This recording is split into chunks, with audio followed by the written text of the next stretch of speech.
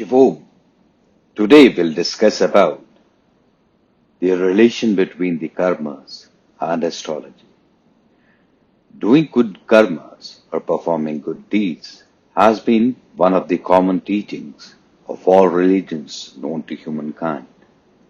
Apart from illustrating what are the gains by performing good karmas, scriptures have been kind enough to illuminate as what qualifies to be a good karma. Since the time immemorial, people have been finding bliss and happiness by performing good karmas.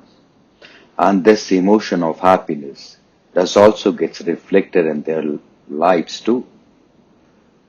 They are the last person to be anxious, as there is always a sense of comfort within them. They aren't angry, as they feel of happiness and bliss is so very strong. The karmas have a great reverence for people aspiring in reaching those levels of comfort, happiness and bliss, which can also be reached by yoga, meditation, Zen meditation. But even when the pupil is choosing its master for undertaking yoga, meditation, or the path of Zen meditation, the pupil looks upon what is the essence, what is the texture of the karmas which that master is performing. So, the karmas what you do are of paramount parameters, such as the significance of the karmas in human life. It is not only a parameter for one's life, but it is a scale to adjust the others too. Like killing a lion just in the name of trophy hunting is taken as bad karma. But when the lion kills another animal for its food and survival, it doesn't. So anything which is done to establish supremacy over other form of life, or some form of life is taken just in the name of fun, is bad karma. Even plucking of the flowers just for no reason also qualifies to be a bad karma. In the scriptures related with Hinduism, there are numerous chapters as how significant the karmas are, how these karmas define the life, and the life after death. What all the soul would be experiencing if it performs bad karmas when alive.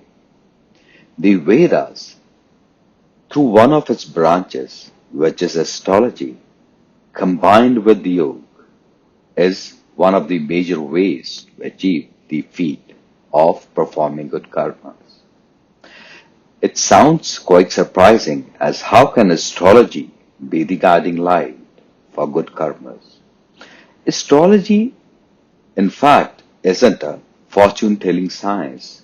It's a technology to realize the prevailing formation of the energies within a person, which of course is different with all the individuals, as there is the difference in the latitude degree, longitude degree, the degree from the North Pole, if the person is born in the Northern Hemisphere, and South Pole if the person is born in Southern Hemisphere. These inner energies,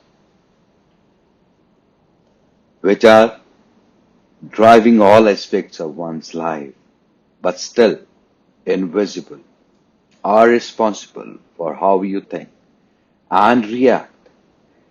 And how you think and react defines your act, isn't it? This act is nothing else but your karma. Karma is deed.